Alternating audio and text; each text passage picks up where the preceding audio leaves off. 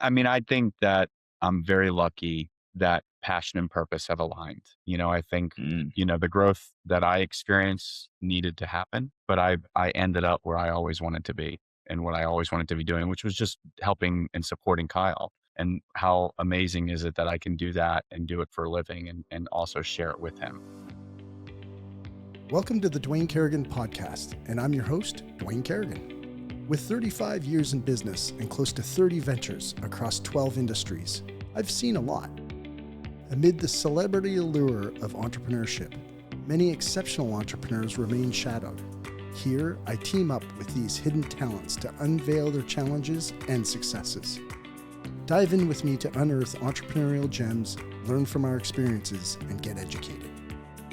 Hey, everybody. Welcome to the show. Thanks so much for tuning in. If you didn't catch the first part of this episode, go back to last week, take a listen.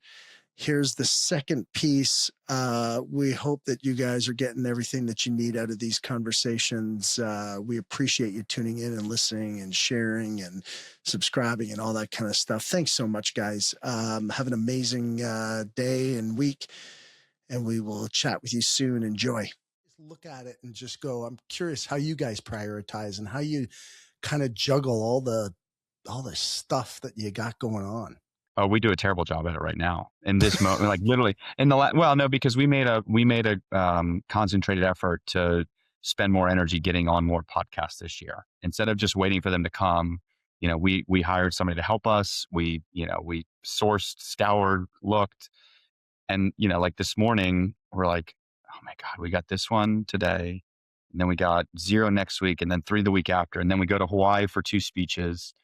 And so we're learning that, how do we create the highest and best use for Brent and Kyle as it pertains to the business, and that might mean that for this year, we're not doing any big races because we need to be spending time here. Like on Thursdays when I'm training for an Ironman, I'm on the bike indoors by myself for 4 to 6 hours, so I get on the bike at 6 a.m. and I'm on that bike till 10 or 12. Right.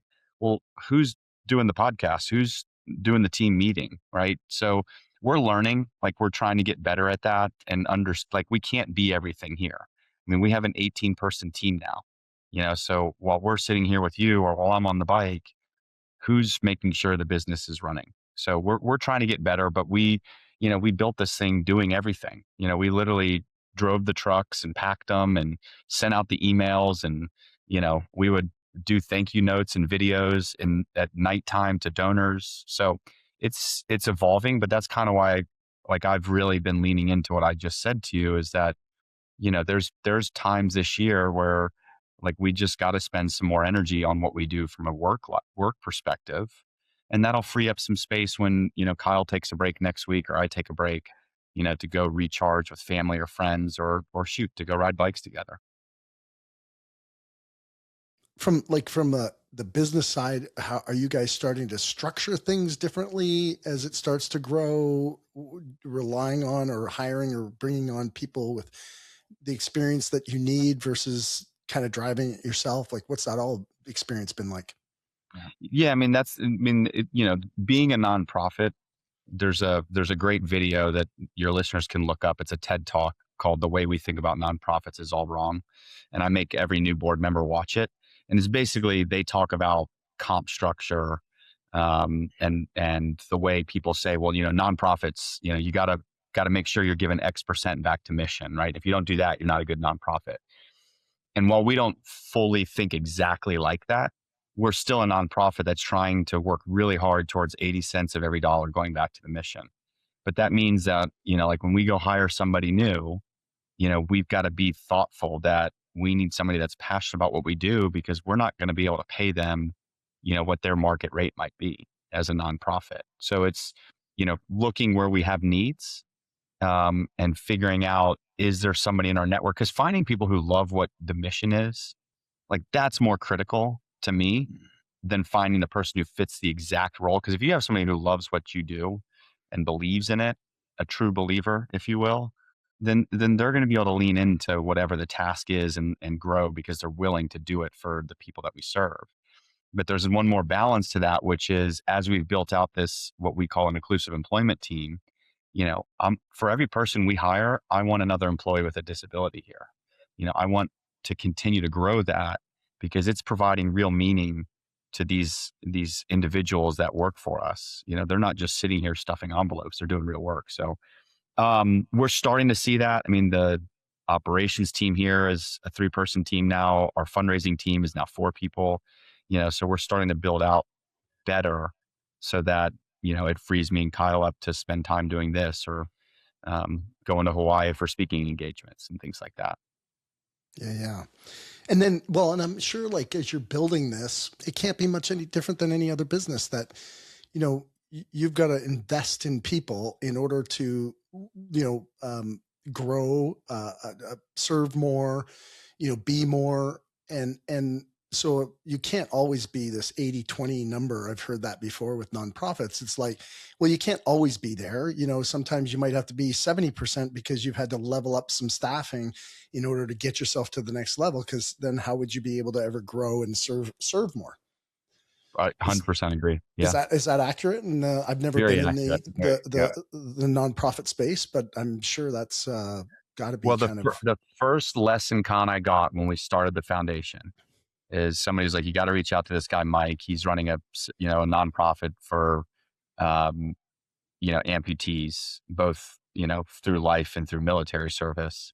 And it was a small org that he had. And so we went to dinner with him. And the first thing he said to us was, congratulations, you guys now own a business. And that like caught us off guard because what we thought was like, well, we have to help people. Like what Kyle just got to experience as an athlete, we have to give that to everybody we can. And he was like, great idea. I love it. But it's a business. So how are you going to run the business and how are you going to be successful? So like the first thing I did was I went and found an attorney that would sit on the board. I found a CPA that would sit on the board because I didn't know how to do taxes for a business or a nonprofit. And so as you ask that question, like I go back to that conversation because that's what we're doing now too. It's like, yeah, we want to find people that are believing in what we do, but we're looking for, where can we, fully level up and grow this business, with the right individuals. It's great advice for every single person out there. Like if you own a business, you need to have mentors, coaches, board members, whatever, whether they're formal or informal, and nothing better than like smart move on your side, lawyers and accountants. Like you need those. If you don't have those guys on your team, you're losing out on a whole bunch of experience. And those are the guys that are going to be able to stop you from stepping on a landmine. Yeah, sure. And Kyle and I have both been really fortunate in what we do here that we've both had probably too many mentors. I mean, I have a board member who for probably till his kids just started driving last year. So for like 10 years, he would drop his kids off at school and then call me. It would be 7:30 in the morning and I'd take the call and I'd talk to him for 30 or 40 minutes as he was driving his kids to school. And I was just talking to him last week and I was like, I don't think either of us realized in the moment that was a relationship we both needed. That, you were navigating raising a child with a disability and excited about the things we were doing here. You were on our board, but I craved having somebody to mentor me because I had never run a business before. And here I was running this business while, at the time was like, just a $300,000, $350,000 a year fundraising need. But I still didn't know what to do. And just, I completely agree with that. And, finding those right people in your life and being open. It's the same thing we do in racing. We got to be open to what the other is saying or the other is experiencing in order to be successful. And that goes back way to the vulnerability piece that you brought up a few minutes ago, that you got to be vulnerable too with your mentor. I have a couple mentors now. And when we talk, they want to know what's going on, and I have to be willing to be vulnerable with them so that they can help me. Let me ask you guys this, and either both of you or one of you, whoever wants to answer this, is how are you taking your mission and your purpose and it's inside you, you have this vision, you know what you want to serve, you know what you want to do. And then I'm curious on what your experience has been and how you have kind of push that out into the world. And obviously as we push those out, the world is smaller and it gets more expansive over time, hopefully. I'm curious, what that experience was like for you guys, Kyle, Brent, whoever wants to answer that, or both, whatever. It was hard at first. I mean, it took us almost a year to learn how to help our first person. It was 9 months before we helped a single family. And what we really learned was that it's kind of everything we've talked about. That just getting out there and taking that first step or the next step was really what it took. So like our original marketing plan was, well, people can see what we do. Cancer research is an incredibly important topic. There's several nonprofits, built around that or in that world. But it's really hard sometimes as an end user, if you've not had cancer in your life, to understand how that works. It's really easy to see how we work. And so our original plan was we have to race once a month, minimum. So there's years where we did, 16, 18, 20 races in a year because we were racing more than once a month. And that created a conversation. What was that? What were they doing?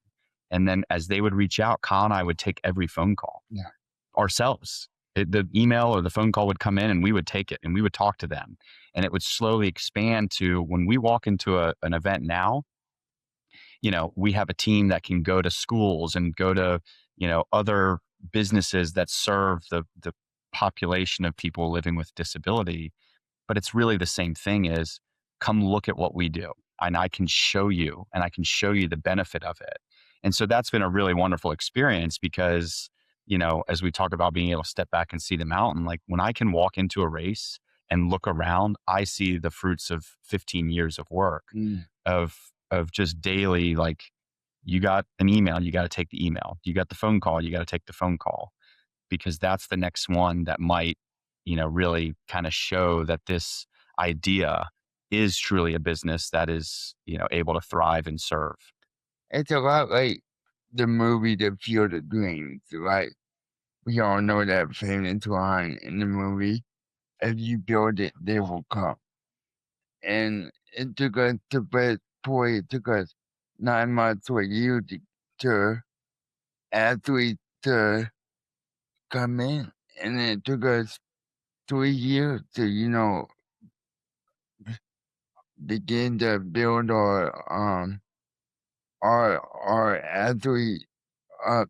But now, last year we did over 170 athletes. So you start small and then build your way up. And it's a testament to what we have built that we're able to see our fruits of our hard work and determination.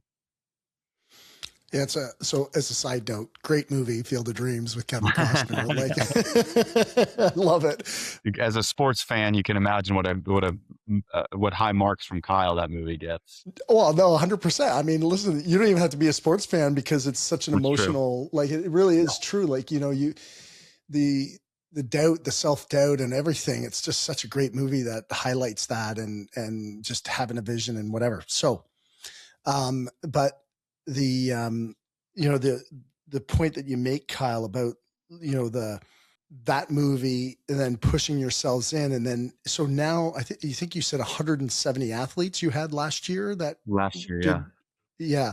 So can you just frame for the audience what that means? So 170 athletes participated in some type of races that you guys hold, or that they just got involved in other races? What does that look like? Yeah. So we view like our kind of metrics of how we, measure success is number of individuals served, which we call athletes, and then number of finish lines crossed. Right. And so we had 170 athletes cross over 1,300 finish lines. So that means you had athletes that raced just like Kyle. They did 10, 12, 14 races. We do 64 events a year right now. So we have people in other states, Utah, North Georgia. We have people that will take our equipment to other races in Tennessee and Florida and other places like that. So there's just this huge movement of inclusion through the Kyle Pease Foundation. That's, same thing you talked about, or that we were just talking about, like that expansion of that and the ways that we manage it and the ways that we put that out into the world has continued to evolve and grow from just a handful of events here in Georgia. 6, I think, was the first year. I think 2013, we did 6 events, and I thought, gosh, that was a lot of work. It was 6 events. We did 64 last year and 170 fam. I mean, when Kyle and I still call this a family. There's very much that. It's just such a, like, it's the vulnerability we've talked about throughout this conversation. Like, you see it so much what these families are going through. So even now when Kyle and I walk in and need to introduce ourselves to people or need to ask people to wear name tags, we still feel that same deep connection that we felt when it was just a handful of families who we all intimately, we knew them very well, what their situation was, who their brothers and sisters were, and everything in between. I mean, that's 1,300 finishes over 170 races. Guys, that is it's mind blowing. Yeah, thank you. So good. But you actually just made a comment about equipment. And I just was in my head when I heard it, I was like, yeah, I bet you that's changed a lot over the years. And how has technology affected equipment? And then I'm actually pretty curious on what your equipment was for your first race and stuff. I'm picturing a wagon or something that. Well, it hasn't evolved that much. I mean, the very first thing we used was basically an adult stroller, and we still use those today. First time athletes, they're like Cadillacs. They're just big and they can handle 250 pounds. But then we've got these sleek racing chairs that cost us, $6,000 to $10,000 a piece. And we're unique, by the way, that we own and maintain the equipment. And that was just because Kyle always wanted to lower the barriers to entry. He didn't want a family to go, well, we can't afford a chair. He wanted to be able to say, no, we have everything you need. Just come meet us on Saturday morning. So we found a couple of different companies for that type of stuff. I think the thing that's evolved the most has been the bikes. So we had a goal of Kyle and our athletes feeling and experiencing these things as an athlete would.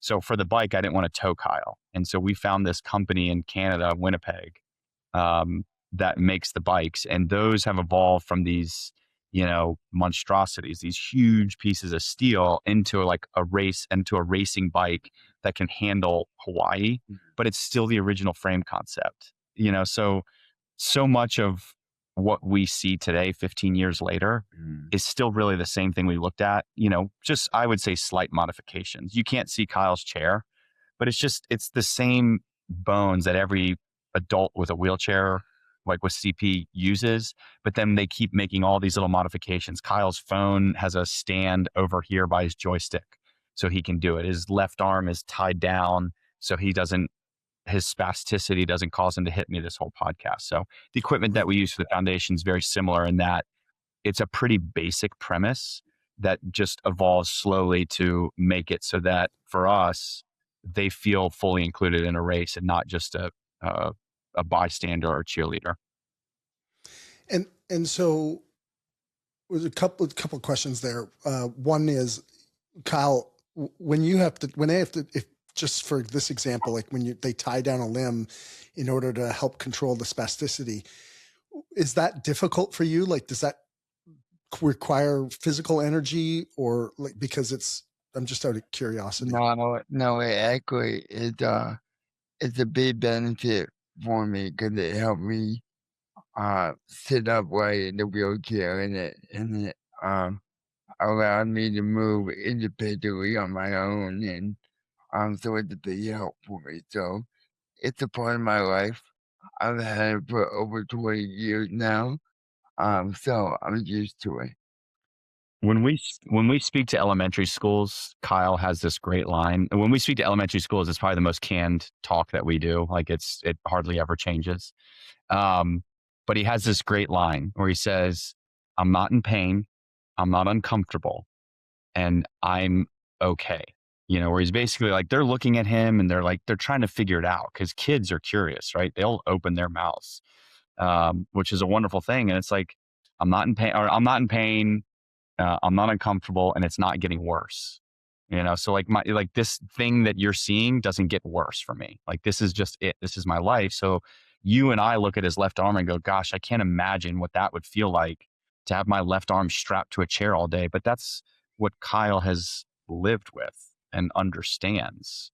That us feeling that is great. It's for us, when we go race in the community, people see that and go, gosh, like that is so wonderful, without understanding truly why, but when you get behind the chair for our volunteers and come out and race with us, it's an immediate connection point of, I may not know what it's like to sit in that chair, but now I see what it does when I push the chair. Right. And I see what it does for me too. And that creates a conversation or ripples, for a very far way away, to the tune of 64 events across 14 states.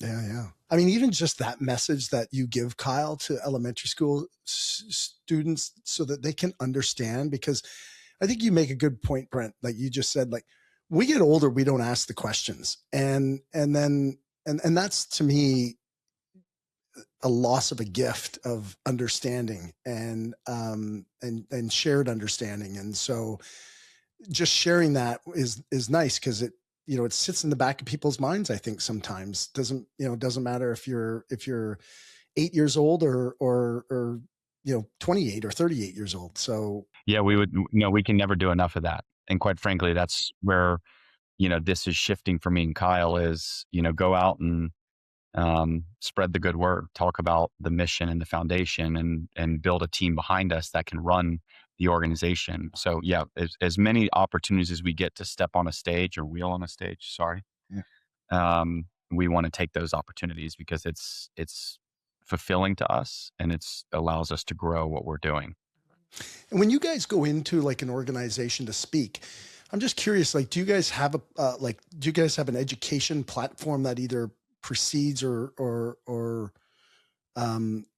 before or after you're speaking?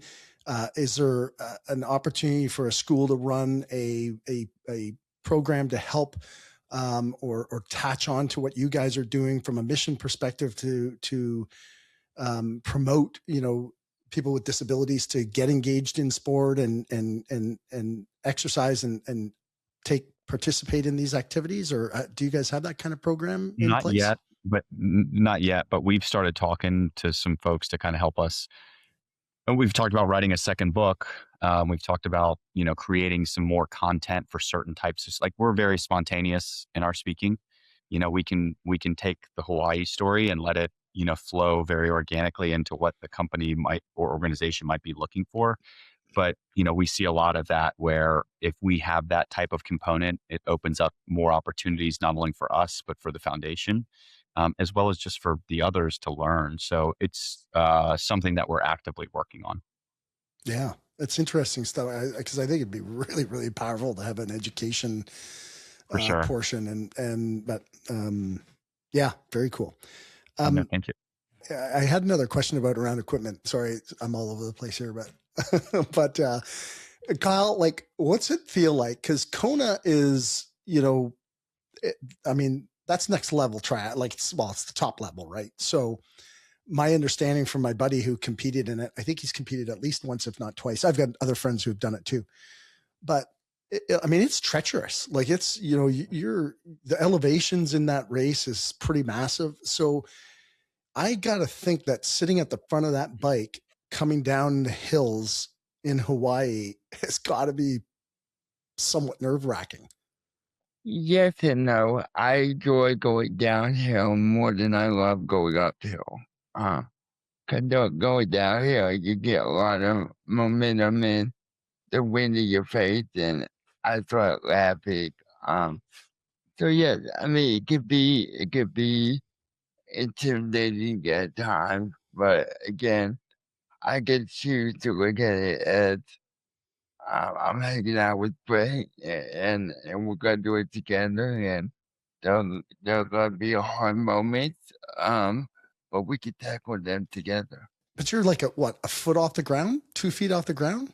No, a little higher than that. Probably. A little higher? See the picture in the corner of my office. His feet are probably 3.5, 4 feet off the ground. Oh, okay. I thought it was lower. I saw pictures. Some of them it is for sure. So the conditions in Hawaii that make that race hard is the heat and the wind. You have the trade winds on the island there. And so we have a version of our bike where Kyle's basically at like a 45-degree angle. to try and make his wind profile smaller. That's actually the more fun conversation around equipment that I didn't think about. Is like the evolution of how we race. Like everything we did was eyes on Kona. So the bike evolution, like we did a windy race in 2014 where it was flat Florida with 5,000 less feet of climbing than Kona. And we were nearly 50 minutes slower in that race than we were in Kona because of the wind. And I said to our bike mechanic who comes to every race with us, I said, we'll never finish Kona with the bike set up like this. We have to figure out a different solution. And so we went to work. We built a race car. We took an aluminum race car seat and laid it at a 45-degree angle to both lighten the load of the bike, create some aerodynamics, and get Kyle off a hot wood-backed leather seat. I mean, Kyle's old seat on the first bike was built with plywood, and then padding and leather was wrapped around it. And it was like in Hawaii, that thing would have cooked. His legs would have been burned from the leather, not withstanding the heat. So like, that's what's interesting. Maybe I was kind of saying that is like the bones of the equipment really hasn't, but that's what's been really impressive. And Kyle's been part of that. Mm-hmm. I mean, we took 2 bikes to Hawaii in 2024 because we had a sponsor, shipping and logistics company that sent a pallet for us of all our gear. And we went and practiced on the bikes, and Kyle said, we got to use the laydown bike. And I was like, well, the wind forecast, the surf report, which is what we were looking at, I was like, it doesn't look too bad. He was like, it's the smartest way for me to race Hawaii. Like, what a cool statement to hear from Kyle, right? Like, if we set out for him to be an athlete, he damn sure leaned hard into that because he was making decisions on which equipment we were going to use. You read stories about, like the behavior of athletes that are worried about, the like cyclists in the Tour de France, like wind tunnel testing and wearing certain helmets because they've done all this data. Like, that was Kyle. I mean, Kyle went to a bike shop one time and laid on a couch with pillows to support him at a 45-degree angle and tried on like 15 different helmets until he was like, yeah, buy this one because that one's going to make me comfortable for 9 hours. Right. And like, he's an athlete. He's trying to figure this stuff out, same as me. And that's a pretty cool thing to watch, because he's part of that process too. Yeah. And the lesson there for the listeners is constant and never ending innovation is my takeaway. Amen. Yeah. 100%. Yeah. It's 100%. Okay. I have to ask you guys, has there been a time where you're like, you guys have, without swearing, gone like, go F yourselves and I'm leaving you, or just leave me here, or piss off, or what? Like, I'm dying to know. Yeah. I mean, which time? I mean, the most famous one was the New York City Marathon in 2015. The wheelchair broke, and, talk about like not seeing what was going on. Like, I spent an hour trying to fix the chair. I mean, at one point the NYPD drove me to a bike shop to try and fix this wheelchair. So I'm exhausting myself because I don't want to quit and I don't want to have a DNF, did not finish next to my name or Kyle's. But when we started moving again, we were moving so slow, and not to go into all those details unless you want, like, it got to the point where I basically just looked at him and was like, dude, I'm done. I'm out. This isn't us. I don't know what we're doing. And Kyle said, well, you can quit, but I'm going to finish. And so at that point, we didn't speak to each other the rest of the race. This is the short version. And we finished the race, and I look at my phone and I've got hundreds of messages from people that are like, I cannot believe the one really poignant message said, you guys gave us the greatest lesson today by never giving up. And I'm reading this to Kyle and I'm crying and I'm like so emotional about it. I can't believe that we finally finished. But Kyle's still stuck at mile 18 or 20 where I said I quit and then didn't talk to him. And so he lets me have it. We're in the back of this taxi cab and we are screaming at each other. I mean, back and forth. Well, in those days, we didn't have the budget to just bring caregivers and personnel. So it was just me and him. And we get back to the hotel and it's like, who's putting you to bed now? Right. And so the fight kind of continued in silence because I had to put him to bed. I couldn't leave him in his wheelchair all night. I mean, I could have, but he would have screamed at me more. And the next morning we just silently hugged and sat there for a while. And then Kyle was able to finally look at his phone and finally understood like what we talked about early. Like, he was finally able to step back, because in those moments of, difficulty where he was getting more and more angry, he never thought about what I went through. He never thought about the hour I spent trying to fix the chair. He never thought about the ropes that we had tied off to the chair that were digging into my arm, trying to hold this mangled wheelchair up while we were walking with a broken wheelchair. He never thought about that. But I also didn't think about what it was like for Kyle to sit there helpless for, 3.5 hours with not a single word out of my mouth because of my anger. And I never thought about what that must be like to be so powerless, but there's been lots of moments like that because of what you acknowledged of, for me, the physicality of it is a lot. I mean, it's a lot to do. But for Kyle, to have to stay so mentally engaged and to feel everything that I feel, everything that he feels, and use that information to help us is so unbelievably difficult. So New York was probably the most screaming we ever did at each other, or the loudest, longest fight. But what we've gotten really good at as we've gotten through this is, in Kona in 2024, I could see the ocean, and there was these indications of white caps that it was going to be really windy on this particular part of the course. And as I told Kyle, kind of just saying like, hey, this is what's going on, he screamed at me. He goes, you don't need to worry about that. It was very forceful. And we did the same thing. We kind of got quiet. We got silent. And when we got to the top and we got out of the wind, I said, okay, that was just what was going on. There was nothing more. I just wanted you to know so we could figure out how to do it together. And Kyle paused and he said, okay, I love you. Right. And 10 years prior, that wouldn't have been his reaction. His reaction would have been like, just sit in the chair if you're going to act like that and I'll push it, But instead he was like, okay, Brent went through something. I hear him. I will support you now, And that's what's evolved, is that we can still do that. We can still be brothers. We don't have to be in the back of a cab screaming and cussing at each other, that we can be on a bicycle and we can get through it together. And that, to me, guys, like that story right there is, I think, what teared me up, because I can feel myself getting emotional about it. When I was reading and preparing for this podcast, that was what was hitting me so much, was the humanity in what you guys are doing. Mm-hmm. These small lessons inside of our relationships that teach us about humanity is a lot of times what's missing in the world.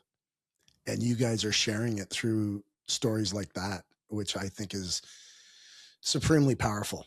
It's on one side, it's entertaining, the conversation and hearing the story, but it's like, it's the prime definition of humanity. And these are the things that, so many intimate relationships lack, and that's the cause of marriage breakdown and family, and all that stuff. And if we just take those moments to put ourselves in other people's places, it's powerful. You can edit this out, but I can send you these if you want them. But this is them tying ropes to my shoulder. We're not going to edit this out. Are you kidding me? That's well, awesome. it's just such a grainy photo. So that's the chair broken, getting tied off. And then this is what the chair looked like. Oh my God. This is the man and woman who helped me carry the chair for about 13 miles? 12 miles, which is, they're actually the reason we finished, by the way. It was not because of us. Yeah. Yeah. Again, though, that's, right.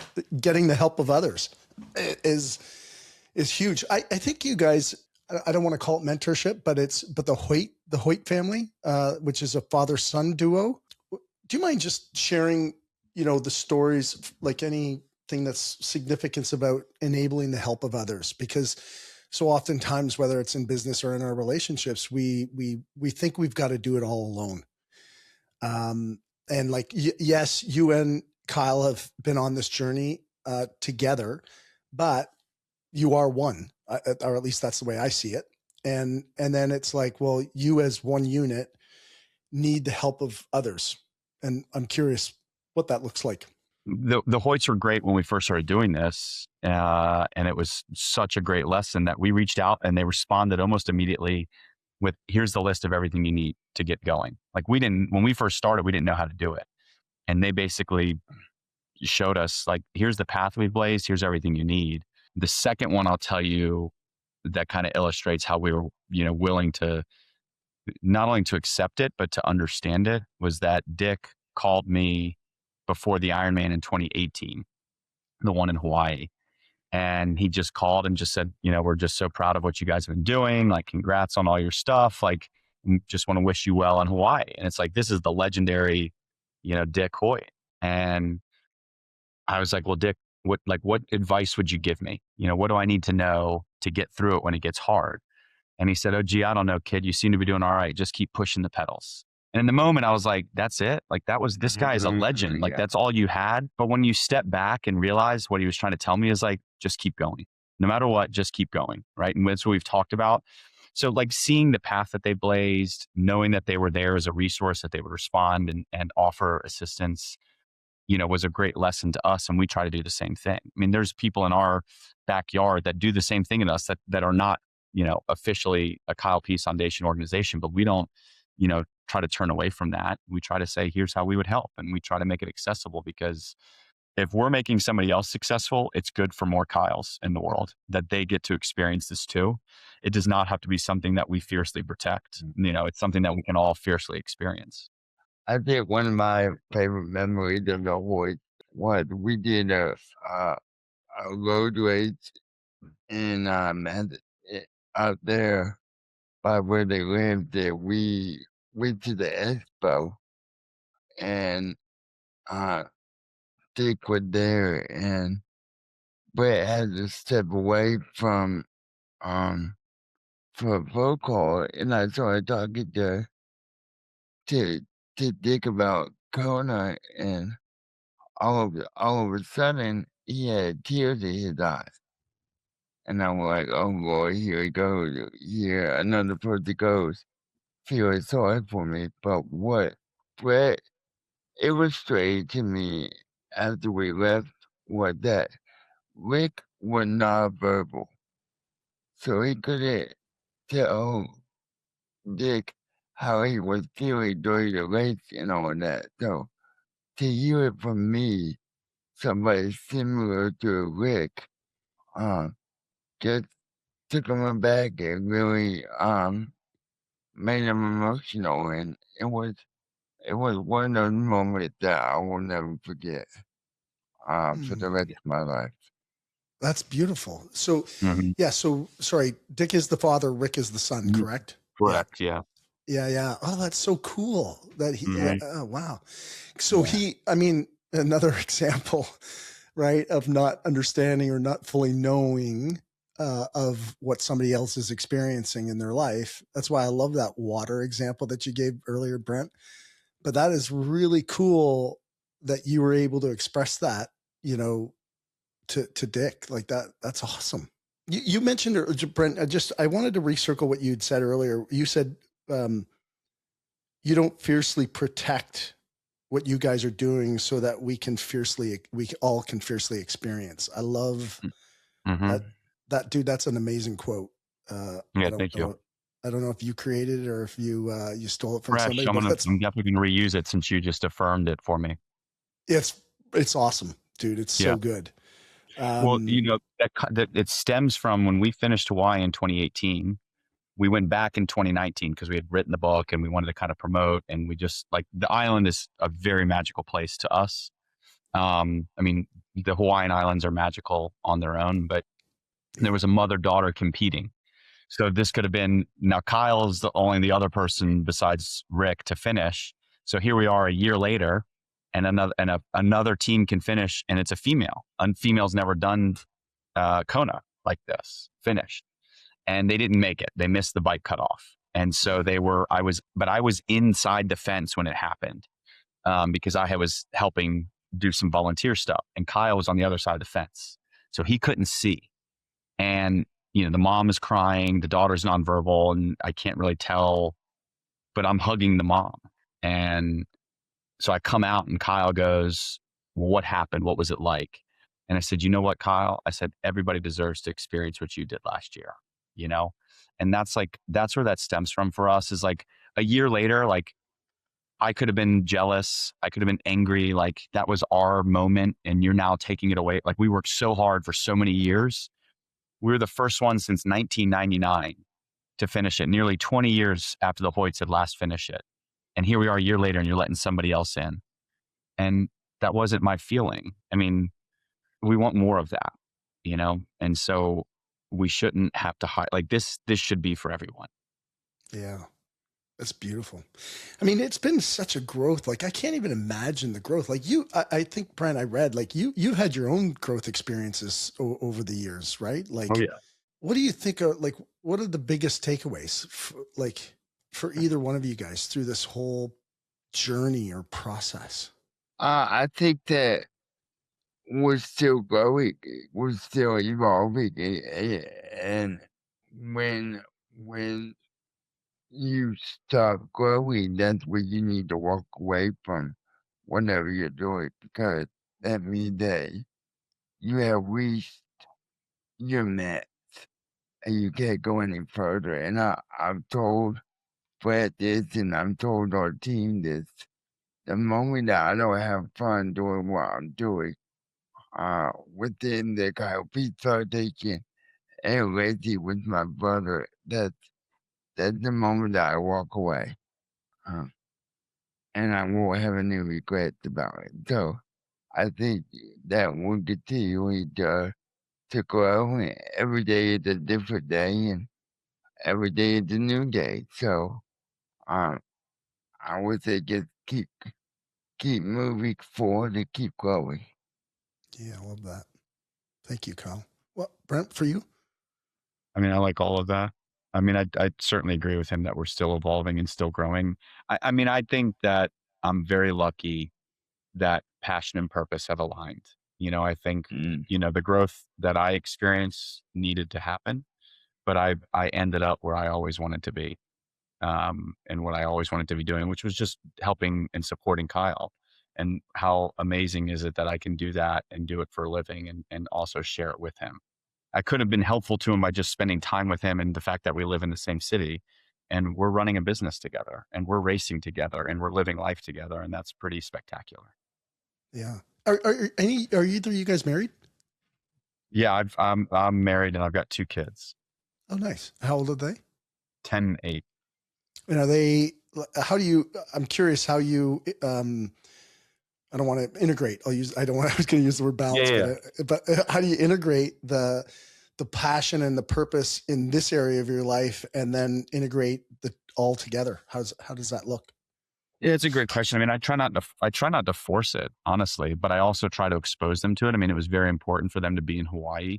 In 2018, my son was an infant. I mean, he was 10 months old. So it was really important for me to have them there in 2024.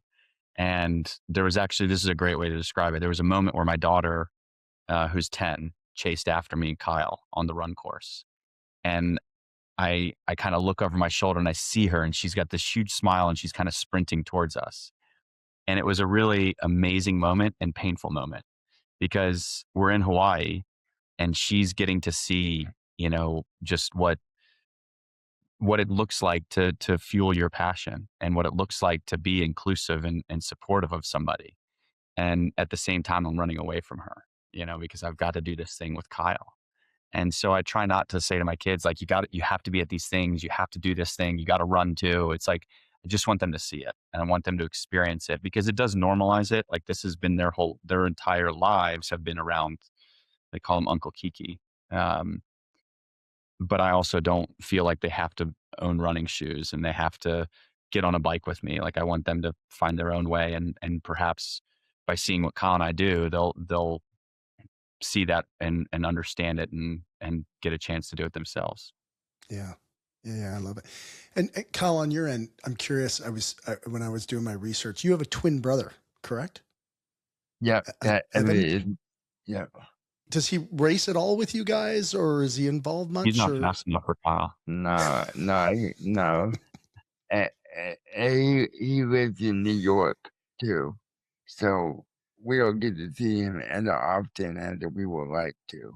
This was just never his thing. I mean, he's actually a very fit dude. He's very supportive of what we do. But this was like, it was very clear from the get-go is that this is what Kyle and I wanted to do. We wanted to, race Ironmans and do speeches and build an organization. Like, all the things we're doing today is what Kyle and I wanted. And that was not the path that he wanted to pursue. So we did a lot of races with him very early on, but it was just never his true passion. Yeah. That makes sense. But I'm curious, as a twin, you know, connection. I'm actually, my nieces are twins, and so I really find it fascinating, the connection that twins can have. But I'm just curious, you know, through your relationship with your twin brother, has there been any struggle with him or with you, or in regards to, you know, I might call it guilt or whatever. I'm curious how that's been and how it's evolved. No, I don't. I mean, I don't know. Maybe there was a little bit when we were growing up, but um, I think we're all super close now, and we all love to hang out with one another. And I think to Brett Floyd that Evan is very supportive of what we do, and Evan's wife is involved in a nonprofit as well. So she raises money. So we talk about shop every now and then, uh, and she gives us ideas that we can think about as well. So they're very supportive of what we do. Oh, that's awesome. How foundational? I mean, I know it came up a little bit earlier or at the very beginning of the podcast, but Kyle, you mentioned about your parents. Like, how pivotal, how foundational was their leadership to you? You know, you guys transcending yourselves into this mission. Yeah, I did. Their leadership was on full display when we were growing up, especially when it came around me. When I was very little, they were my biggest advocate and biggest supporters of helping me, get through school or help me hire the right caregivers to help out. So they were very, very pivotal in our family's success. What would you say from your perspective as a son were the pivotal parenting lessons that you would pass on? And I'm just curious if there's, you know, parenting wisdom from the son's perspective for each of you, on the lessons that you maybe kind of took from them. I don't know that. I mean, it's like for a lot of parents or teachers experience this, right? Where it's like you feel like you never get through. And then like 20 years later, they're like, oh, do you remember when you did this or said this? And they're like, oh my God, it worked. You know, my mom was really a very strong proponent of inclusion. You know, she worked hard for Kyle to be in a regular classroom. She worked with friends of hers to build a baseball league for kids with disabilities. Like she worked hard at finding avenues for Kyle to express his athleticism and camps. I mean, you know, me and Evan went to overnight camps, so did Kyle, you know, and so I think what we learned and what we took from that is what you see in the business of the Kyle Pease Foundation of KPF, that we did see all those things, but she never did that to say, you guys have to do this. But it was just what she did as a parent. And quite frankly, she wasn't coddling us at that point, because to coddle us would have been to be like, well, your brother's disabled, so he sits in the corner or he goes to this home while we all go on vacation. But like, we'll see him, you know? And it was like, no, Kyle, you know, Kyle got in trouble. Kyle, they expected good grades. Like they expected him to do chores. You know, they found chores for him to do around the house. I mean, I'm still to this day angry that Kyle couldn't, you know, do dishes. But other than that, yeah. My mom's going to text me when she listens to this and tell me to go back to therapy and deal with some more trauma. But no, but I mean, I think it's kind of like what I'm trying to do with my kids of like, hey, here's this thing. It's more about my passion and pursuing it than it is about, you know, supporting Kyle. But what they take from Hawaii, what they take from the years of watching this, I don't know yet, you know, but I'll try not to coddle them. I'll try to show them the way and see what they can do with it. Kyle, you have any thoughts on that? You know, I get to love kids because they are fearless and they ask amazing questions that don't want to ask, but they don't want to hurt me or anything like that. So I get to love that the kids just ask anything, and it's a gift to hear from them. Yeah, I mean, it's really interesting. I have a friend. His name's Alvin Law. Actually, he spoke on our speakers bureau. This is years ago. I haven't talked to him in years. He was a thalidomide victim, and he was born without arms. And his parents were really like, they held him to almost a higher standard than what most children would be held at, because the expectation was like, hey, we're not necessarily training the body, we're training the mind. And that was that just coachability that I'm just the reason why I'm kind of linking it like in my head, I'm firing like Kyle's become this unbelievable coach through your duo of athleticism. And it's like, well, where'd that come from? You know what I mean? Like that had to come from somewhere. And I'm just curious where it came from. Like that's my curiosity side. But when you get to like, when we go to like a party with Kyle and the party gets crowded, it gets harder for Kyle to navigate. And so I'll tend to see Kyle like in the corner, but he's always got somebody with him. But what I've noticed is like, there's really no escaping that conversation for Kyle. Right.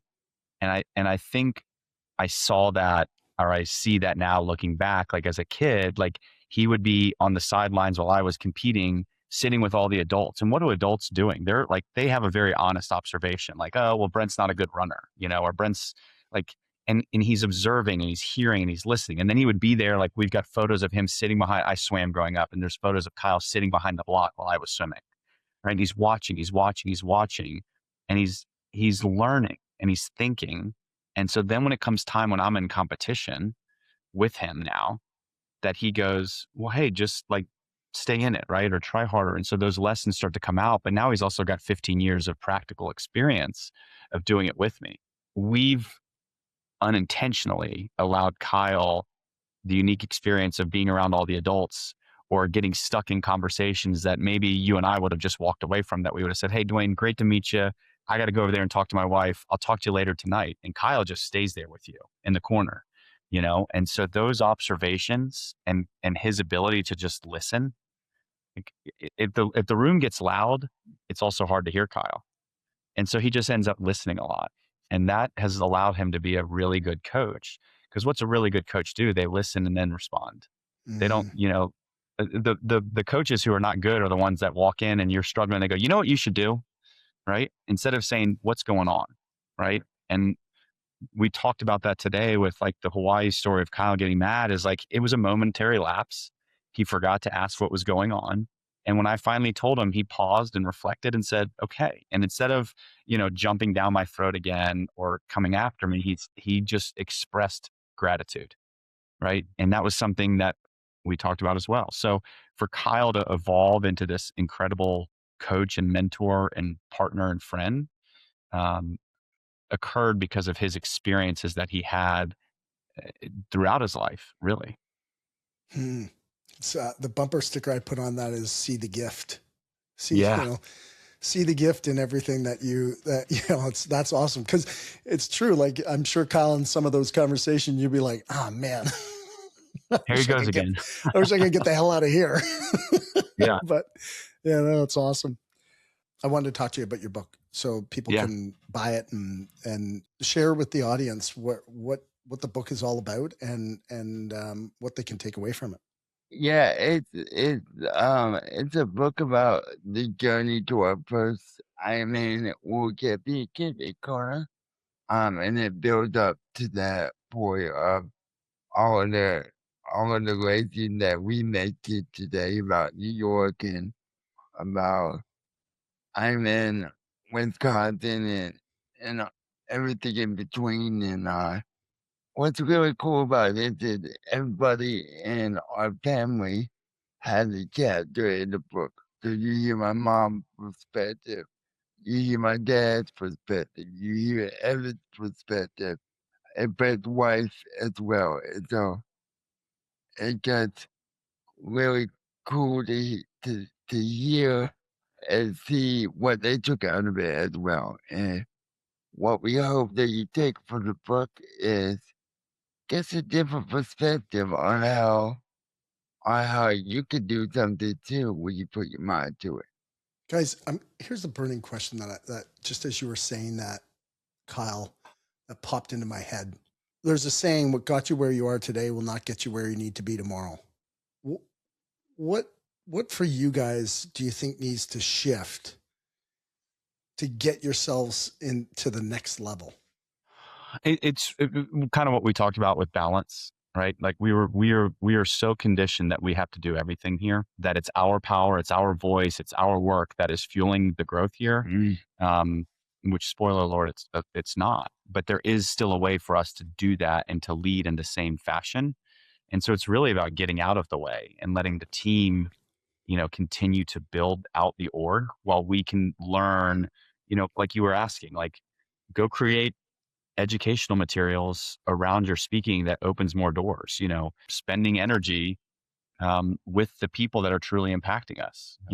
There's no better fundraiser here than Kyle, because he never asks anybody for money. He just simply shares his passion and his belief in what we do. And you can't help but hear just what a true believer he is. So it's really hard for us to do that though, because we're doers and we're so used to that. And we're so used to, if we didn't do it, it wasn't going to get done. Yeah. If we didn't race, it wasn't going to grow. We're not going to end up racing the rest of this year, possibly. Does that mean the foundation's going to fall apart? No, it's not. It's going to be fine. So I think that's the biggest thing for us is, learning and trusting with what we've built around us, that we can still be successful here without being the same guys who, drove the truck and wrote the letters and made the phone calls and did all the emails. Like we can allow others to thrive in this space too. Well, and I guess like, as you're saying that, like, you can't race forever.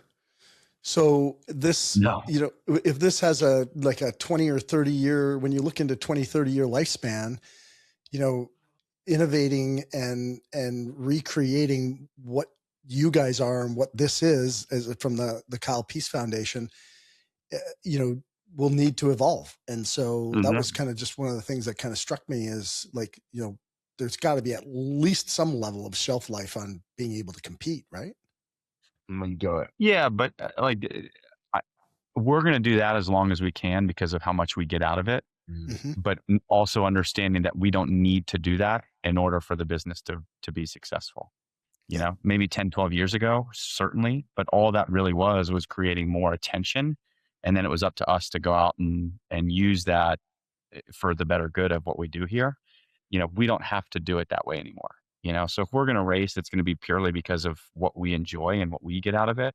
If there's benefits to KPF because of that, then it's a bonus, but it's not, it's not necessarily what we're setting out to do.